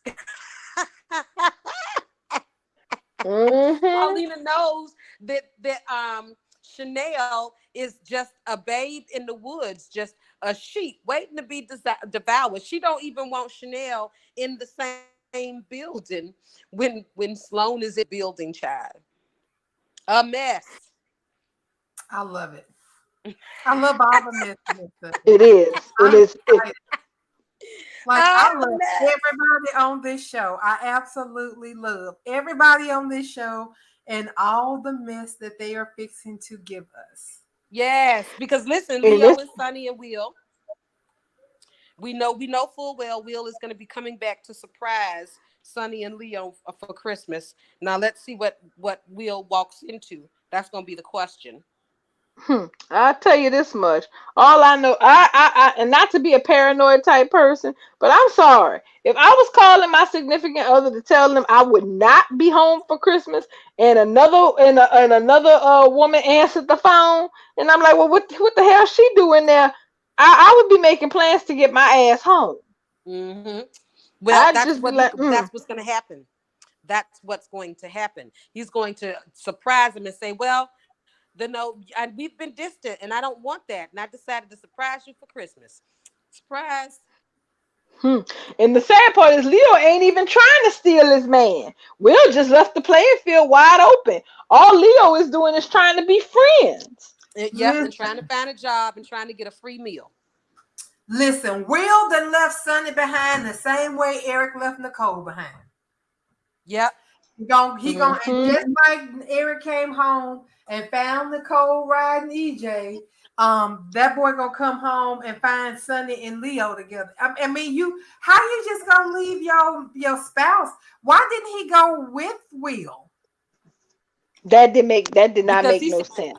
that's what Leo said. Leo said, why don't you just make plans to go to see him for Christmas? Because I can't, and he knows that. With you being just as stubborn as him, somebody gonna have to take some time. Why don't both of y'all say screw it? We just gonna go do it. But What, of he course came that's the because plot. of what? I don't even understand the reason he came because of what. I Work. don't understand. I have no idea. What work? His ass is on sabbatical because he got stabbed. He should have been had his ass in But L.A. that's what he was saying, that he can't go because he just going back to work. But that's my point. Will is at work too. I mean, you can't be a grown man and use an excuse, but then when somebody else use the same excuse, you act like you don't fucking understand. That's what I didn't get. Right. They're not connecting with each other. He's prioritizing work. Will is too. And it's like, hold on now, Yes. y'all. Hold on. Oh, actually, let me take that back. Jackson said that he had that there was plans already made with Ari that could be changed. For So winter. Yeah, for the Jackson's winter plans breaks. is a little immovable because Jackson's plans not only was work, but he had already had scheduled stuff with Ari. You know Mm, what? I think if he wanted to go visit Will, I do not think Gabby would have had a shit fit if he took that little girl with him, like just a weekend. Yeah, Just Gabby. a No, they didn't weekend to actually. go. They was raising Ari. Ari is Right. actually being raised by Will right now, ain't Yeah. So that's my mm-hmm. whole point. But Ari is in town with Gabby right now. Yeah, yeah, Mm-hmm. exactly. And I guess that's why. But you're right though. If he's in town with Ari, he can change his plans and spend time with Ari later. I mean, if they in the same town, it didn't make any sense. Let's just put it that way. That excuse that Sonny provided for not, well, Will provided, Jackson provided for not going to be up there with Sonny was didn't make sense. Right. That's why I'm still stuck Mm-mm. on it. Like, I don't understand the problem here. Right. It's weird. And part of it is to create drama because they, of course, they obviously want to make sure that when Will does come back, because young wrestlers, Days of Our Lives is tops at getting their actors to come back at intervals. They may leave in February, but they'll get their asses back by November, one way or the other. Yeah, because Yeah. we getting the old Sonny back. Yeah, the old Sonny back too. So I guess that's part of the drama that they needed to kick it up, which I'm all here for because hey, I'm here for a little triangle between the gay men. Let's bring it on. You know, they wasn't I it agree shown with 100%. that first day special that they had beyond Salem. They had Hmm. the three of them in the Yep, shower. That was the first of the threesome, sure did. that peak of the threesome that Days gave us. Was them three men Hmm. in menses in the shower, Yes, it was getting raining all me and honey. soapy up and wet on each other's musculuses bodies. Zach Tinker is fine. Hmm. Zach Tinker is fine. He was fine on Wine R. He fine today. And I will say I am so happy. I really do feel like they just need to just send Kevin on sabbatical on wine and just let your boy stay in Salem 24/7 because they ain't doing shit with him over there. Well, he go leave all those doors open because Days is flexible, and I'm sure he's not going to do anything to rock his primary boat because he is getting Oh served no. over here on Days. I Hey, mean, he is two regular paychecks. in regular circulation, getting good shit. Period. Two paychecks and it's all in the same city. So you know what? I ain't mad at him. I'd do the same And thing that's if I had right. the option. I Now, just cannot get over how much I love Sloan Peterson, though. and see, that's the thing that Days is really good at. Days is good at breakout characters. Characters that you never, because here's the thing. Had you told me umpteen years ago that Nicole Walker was going to be the big thing that she was, I would have told you you a damn lie. Yep. That poor that mean girl, Yep. that girl living in that poor, because I was like, oh, hold on, so what, the Walkers the next new poor people? Okay, Yeah. so the Reeds ain't poor no more, because that's the thing. It was like back in that poor portion of days, you had poor families, like the Bradys were like working class poor, but then you had like they practically lived in the hood poor. Well, the Reeds, Austin and Billy, were those people. And then they kind of got, socially mobily upward and they shook that label. And then we got the Walkers, Brandon and Nicole, to be those people. So I would have, if you had told me back then in the late '90s that Nicole, who started off as like, I want to say she was a waitress or some shit when she first started on the show, um, that she was going to become the character that she was all this time now, because a struggling waitress working in a small comes to a small town to work is such a it feels like such a throwaway role, you know like it doesn't have to evolve into anything, or the character doesn't have to become something. You can really use them for a story and then shift them completely off the canvas and forget about them. But it actually ended up becoming a big thing because Ariana Zucker ended up being such a good actress in that role. She's fantastic. Hmm. Ariana's Ariane Zucker. Is it Ariana? I thought it was Ariana. Yes. She has been incredible, because if an actress can take a character that I don't particularly like, and they can make me feel every aspect of that character, that's a damn good actress. Yeah, So she brings out all the intricacies of the character so well that I really don't dislike Nicole. I actually think I like her a lot. And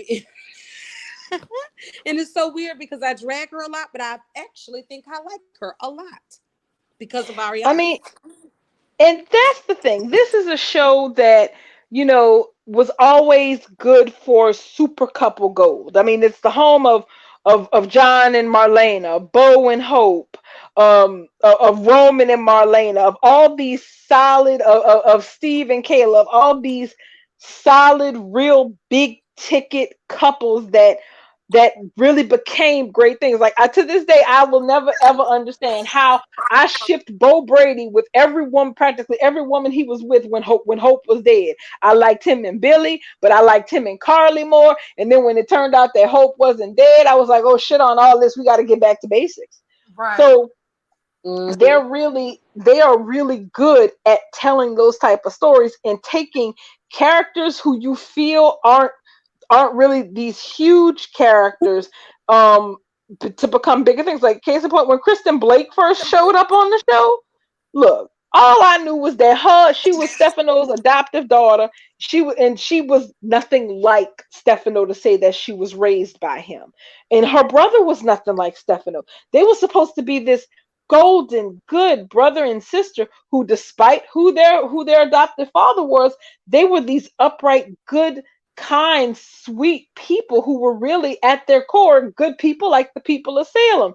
Child, the journey that they took the Blake siblings on to turn them into the characters that they ended up being, it was masterful. It was a masterpiece, and it helped make Kristen the character she is and make her as irreplaceable as she is on this show. So listen, that right now, that girl is not only Sloan, but right now that's also Wendy Shin for me. Hmm. Wendy Shin is a superhero in disguise. I love Wendy Shin. Wendy Shin, right now, Wendy is lying to pretty much everybody except for Johnny. Oh, wait a minute. She's pretty honest with her brother, too. Hmm. She didn't lie to Lee. She told Lee what time it was. Yeah. Um, yeah, she didn't lie to him. She told him what time it was. So I'm really rolling with Wendy at this point. I love her friendship with the girls, with Allie and Chanel in the apartment. It seems so natural to have three girls in an apartment, doesn't it? Yeah. See, and that kind of synergy is something that's missing from these other shows Mm-hmm. that makes me want to strangle them because honestly, first of all, although I want to address something that Bubble said, I don't understand what Nicole does with her money either, Bubbles. I don't Because know. how did she not have money for an apartment or a hotel for her and her child? Her child is staying with Maggie. And that turns me off a little bit something more because she is also still Henry's unofficial legal guardian, if I'm not mistaken. That girl signed papers so that Kristen could, Nicole could help her raise Henry because it was too much Hmm. at the beginning. Yeah, she Nicole did. still has that It's why Sammy was so pissed when she got back. right. Yep. So, like, I don't understand how you supposed to be responsible for two small human children, and your ass can't cover rent or a hotel. And you done been married to rich people. You done been married to damn Victor Kiriakis. You ain't got not now penny of alimony left. You've been married to Victor. You've been married to damn Lucas. You How done you been married. You to EJ? I'm trying to figure out how she got out of all three of those marriages with no money. How you get out of being married to billionaires and your ass is broke? Your But she coochie. got a job too. She should be able to, even if she didn't have any money from a divorce, she does work every day. She has been going to work. That's what she was caught cheating on her best friend, Exactly. her best friend. Exactly. So why the hell is she ain't got no money to take care of her kids? Right. And that's really piss poor. Now you see that's really sad. She around here talking Jada out of having babies, knowing she can't have one at all, but she can't even afford the two she got custody of. Right. But you trying to talk this woman who got a job and a place to live out. Because Jada got a place. She has a place to live. She got a job. She's active. She could have gone on desk duty. It wouldn't have been terrible. But here It we wouldn't have are. been. It's strange because the fact, I mean, because my first thing is this is that okay, no, obviously she was married to Rafe, so she was staying at Rafe's place. Oh, funny Yep. enough, I found not to skip over Lee over this, but Lee and Gabby were hilarious, especially when Gabby was like, "I'm not trying to be living with my brother after we get married. Are you crazy?" She And was wasn't like, Lee cute when he said that he was gonna own the look in Gabby's in that robe? Willy Wonka robe, yes, ma'am. He He looked said he so was gonna cute. own the look, honey. I was like, that's my man. That's my baby. I love Lee Shin more and more with every episode. Exactly. It's odd because it's like, okay, yes, she was married to Rafe. Her and Rafe were married, so obviously they were living together. So no, she wouldn't have a backup place to just, go live at. But the Salem Inn is right there. And with all the credit they extended Xander, you would think Nicole could at least get a room. Right. But she I mean, did what say the she didn't hell want is to go. She did say though that she didn't want to go to the Salem Inn because Eric and Jada were down the hall. She did say that she didn't. Lord. That does make sense, but still, it's more than one hotel in the place. I mean, if her daughter's at Not Maggie's house, why didn't she go to Maggie's house? I mean, Not that makes only no that, sense. but I'm 99% positive that the apartment building that Chanel and Allie are staying in is the same damn apartment building everybody else was staying in the mid 90s to the mid 2000s. Girl, Yeah, go get an apartment. you're right. All of them. Even I think what was it? Didn't Eric have a place? Eric had a Yeah. place recently, and it was the same type situation. Remember, Nicole was supposed to have been with somebody else at that point when she was helping Eric when he was moving in. She always cheating on somebody to be with Eric, but she can't seem to make it happen. But you know what? I'm gonna still root for Eric and Nicole. Oh, the thing is they're so delightfully toxic together Yes. that I can't help but say, you know what? Y'all go ahead and just let's just go ahead and just let y'all be toxic because the That's problem how is I that feel about Kristen and Brady.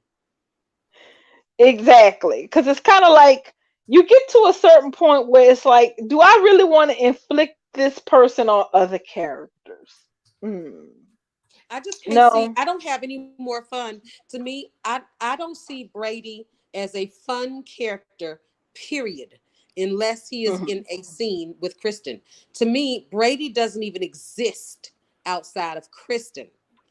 I can do Kristen with anybody, but I can't even see Brady without Kristen. Brady and Chloe is like soap repellent to me. I will Ugh. not watch a whole show if that's the opening scene. I will not. I would not put myself through it because it's anti-chemistry and that's painful for me to watch. It's like I'm gritting my teeth and like my jaws be tense by the time I'm done with the scene. They get on my nerves. It's just like they have this kind of chemistry between the two of them that just makes me ill. And I don't know when the hell Philip is supposed to get his behind back here, but I need them to do something at this point. They need to stick Chloe with somebody who is not already locked up in a romance that's better than the one they have with her. That's really what pisses me off about the whole thing. Ain't no Is guys that available for her then. see, but that's the thing that gets on my nerves is that I can't see, and here's the thing, you know me. I do not ship Brady and Kristen hardcore by any imagination because I still keep flashing back to Elena Davidson and I get confused. Everything gets confused when I think of Kristen Demera, the Kristen Demera previously versus the Kristen Demera now, and it's that time machine. It's that baby Benjamin Button machine. They put Kristen in it to de-age her to make all of this work.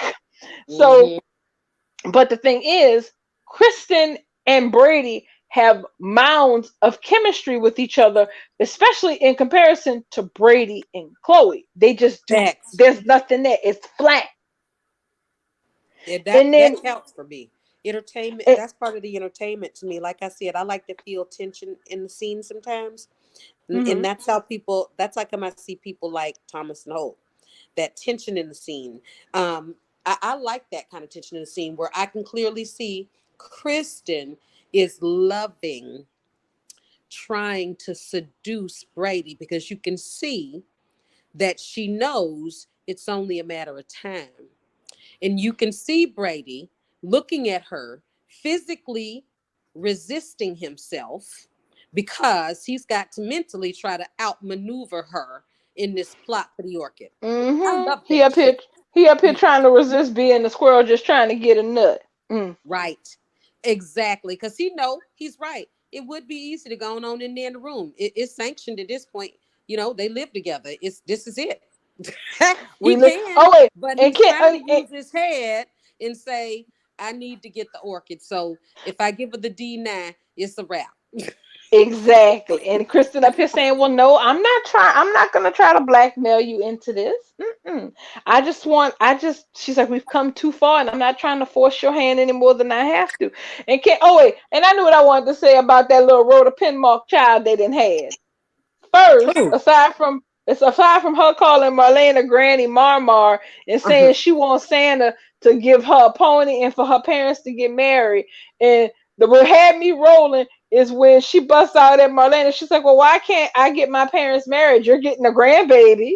You getting a Santa bringing baby you for that." I Christmas, was like, right? I, and John was up here trying to be diplomatic. He was trying to say, like, well, baby, it's just that that's not the kind of thing Santa can give you. It's something people have to decide for themselves. Little Miss Pinmark wasn't trying to hear none of that shit. She I was like, it's love on the Rachel. list. I want it. I love that little girl. She's my favorite little girl actor at this point. It used to be that little girl on GH. What's the little girl on GH? I think it's Finn's Violet? daughter. Charlotte. Finn, Finn's daughter. Is it Oh, Violet? I thought it was Violet. okay, that's I think it's valid. Violet. Yes, Finn's yeah. daughter, Violet. Yeah. So Rachel is right up there. Is probably my next favorite. Rachel is giving me pronounced feelings of she's like a mix of Rhoda Penmark from the Bad Seed with just a dash of Veruca Salt from Willy Wonka. Ooh. Mm, mm, I don't know. You I mm. don't talking about know. Rachel? Yeah. Mm-hmm. Yeah, Not yeah. That little head. not Yeah.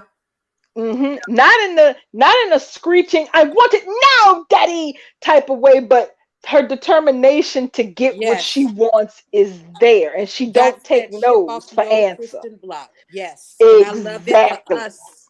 I love it. Oh yes. Oh I yeah. love And it. she mean that she want her parents married for Christmas, and Marlena's like, look at here, Kristen. This is some mess you done got us all into, and I don't want to see nobody get hurt. So cut the bullshit. Well, no, Marlena, look, Granny Marmar, because I'm sorry. Every Mhm. time I see Marlena for the next little while, I'm gonna be calling her Granny Marmar in my head. I can't Yep. help it. Ready, Bar. I'm with you. Granny Mama, look, Rachel said that she want her parents to be married for Christmas. And I don't know, based on the Day of Days promo, we already know some shenanigans is gonna go on with this orchid business, and somebody's gonna manage to out Kristen somehow, because at the end of the day, And this is, you can tell that this isn't a con from her, because Marlena and them dying does not get her what she wants. So that's the I last thing need she. Mm-mm. I need Kristen and Brady to work together to find the orchid. I need for that family unit. That's a family I want to see a unit. Kristen, Brady, and damn Rachel. I want Rachel and I want Kristen and Brady to work together to find the orchid, to save Marlena, and them to fall off, for them to fall in love all over again, and for Rachel's wish to come fucking true. Period. That's what I need. Exactly. So, and Christmas is for the kids. because here's the thing, where the mess is going to come in is that Days don't leave nobody hanging on the vine, and that's what makes it such a good show. Because if you see anybody who's on in any regular intervals, you have to have a match or someone for them to be mixing it up with on the canvas. So here's how the breakdown goes with Chloe and Brady. Chloe, Brady, and Kristen, if they already said that Philip is coming back, that is why Philip is coming back. Philip is coming back for Chloe. Yep.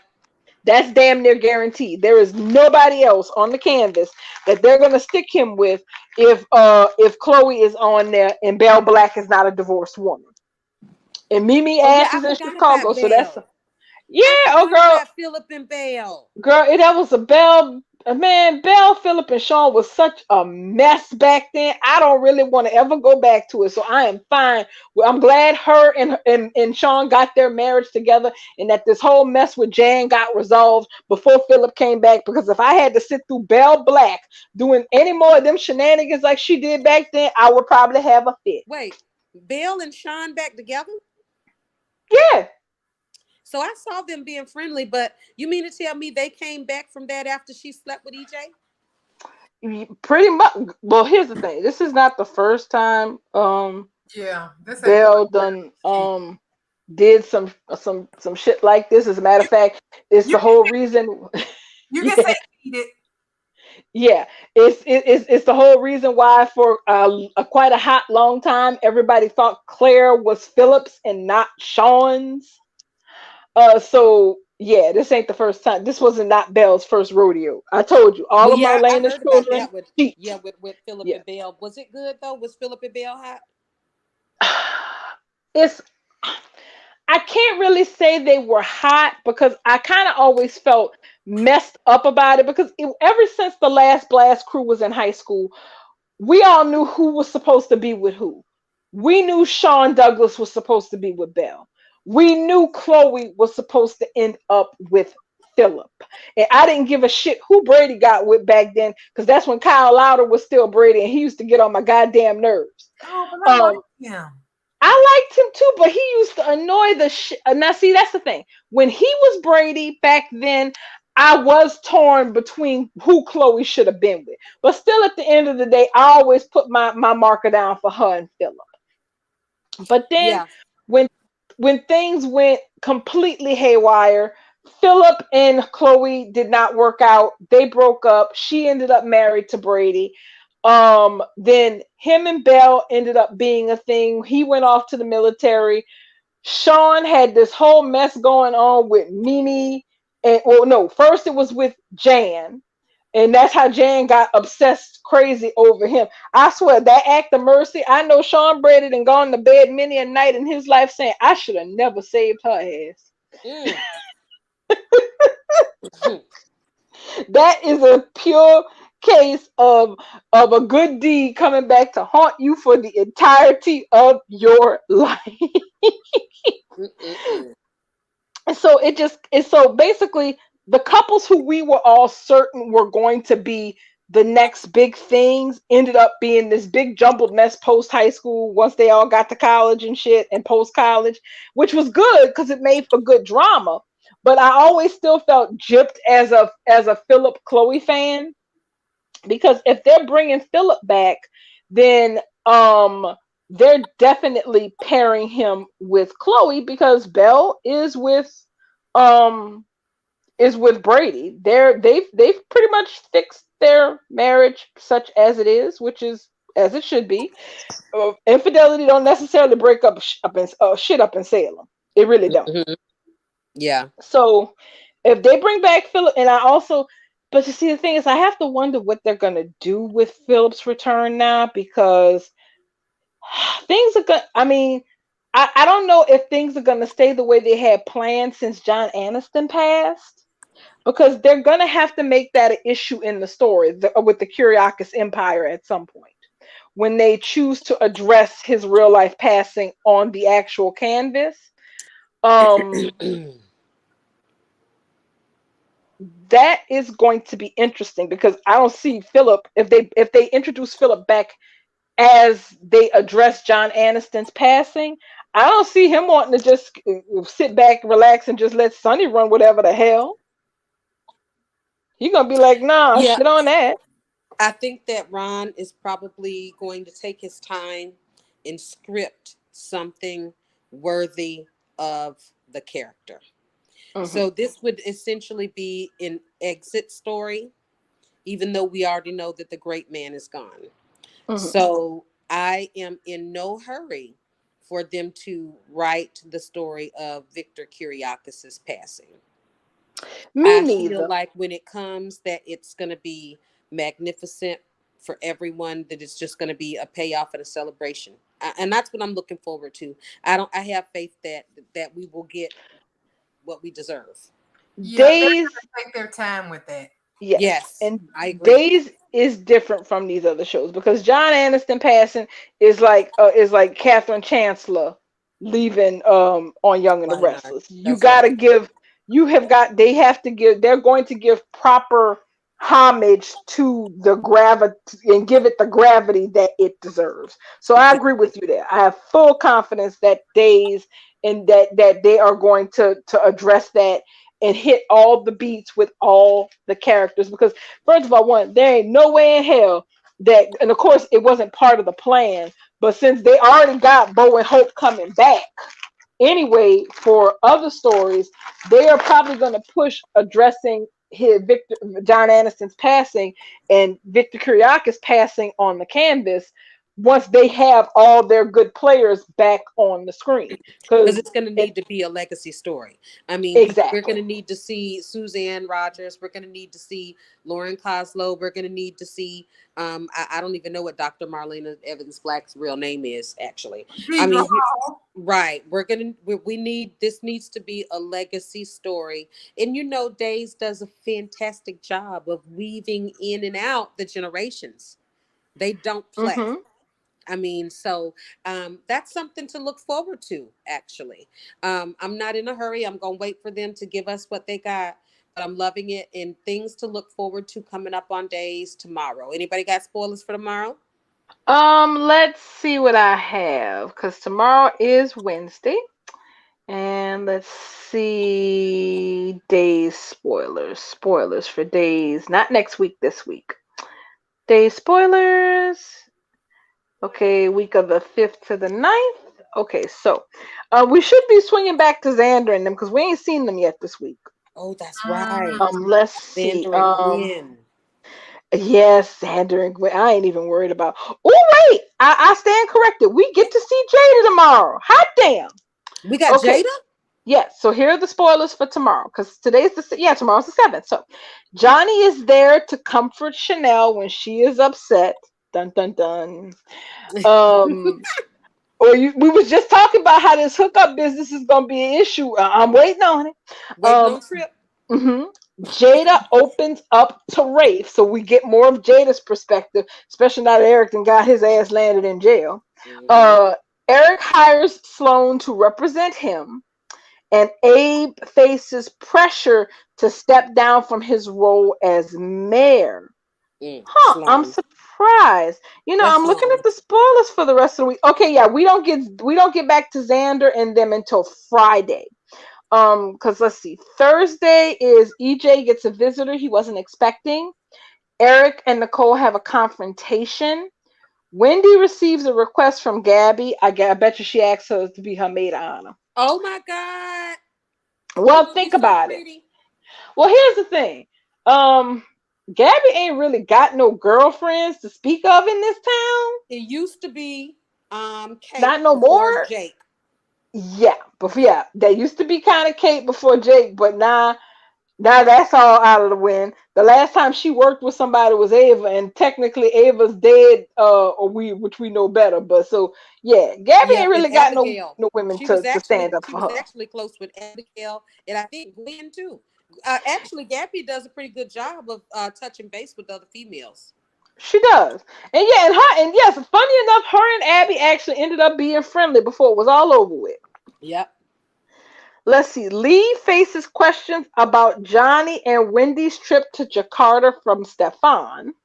Mm. On Friday, Chad opens up to Sonny about how he feels for Stephanie. Here we go, Alex. You on countdown? Your ass is on loan. Things get romantic for Stephanie and Alex. Mm. Justin insists on helping Xander, and he can't get out of it. And Mm. Bonnie copes with the traumatic after effects of her kidnapping. Wow, we've He's circling still back around to the traumatized. kidnapping, y'all. Yeah, Hmm? Justin gonna try to want to help Xander nail this rednecks for whatever loan shark and the money laundering they doing. Xander won't be able to refuse as Bonnie starts remembering the clown, and that clown is Xander. I love it. And Gwen is gonna be there to help him Hmm. through all of it. And Gwen, yes, because they already have the spoilers out for next week, saying that Gwen is gonna help Xander because she's basically at this point she's willing to help him cover his six. She is full on. I'm here. I'm giving you what you need before you even know you need it. She is not just being his friend. She's helping be his co-conspirator. Even though, and the part that kicks me out about all this, there is no net benefit for Gwen doing all this for Xander. She's doing it Exactly. strictly because she cares about him. Right. And that is impressive. I mean, because, it's like you going through all this trouble. You got your own shit to get together. You trying to make your own life pop and get your own ship steady. And you steady up here helping this man who done just effed up everything in his life every which way you can. And there ain't nothing in it for you but a thank you. Girl, you down bad. She gonna get more than a thank you because Jack. I mean, I think for me, as Hmm. far as Gwen goes, what's more important for me is that Gwen and Jack continue to have a good relationship as father and daughter. Perfect? No. I still need Gwen to be messy. I still need for her to mess up. I still need Jack to react to her messing up and for him to take the time and do put the work in and for her to put the work in for the relationship to heal. Now, that's what I need. That would be my payoff as far as being a Gwen fan because Xander and Sarah, they the end game. Hmm. They I shouldn't think be. They are. Well, but that's the thing. Once the truth actually comes out, Sarah is going to have to make a decision about her marriage, okay? And about the fact that she can't be expecting Xander to be this non-morally great character when that's how she found his ass, basically. Right, exactly. And he's going to tell her. I'm sure that's the way he's going to explain it. We done been through this. I thought we accepted each other for who we were, regardless. And she's going to be a Horton, right, Hmm. Bubbles? Right.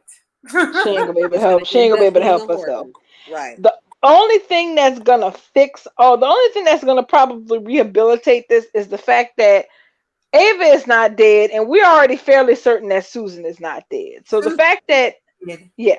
I will not Hmm? accept that. Oh Correct. no, they can't be killing off no Susan Banks. I don't know how long they're gonna drag this shit out, but no, Susan Banks ain't dead. Because I'm telling you right now, when Marlena, Kate, and Kayla get to the pearly gates, Susan Banks better not be up there welcoming no damn body. I'm gonna be quite put out.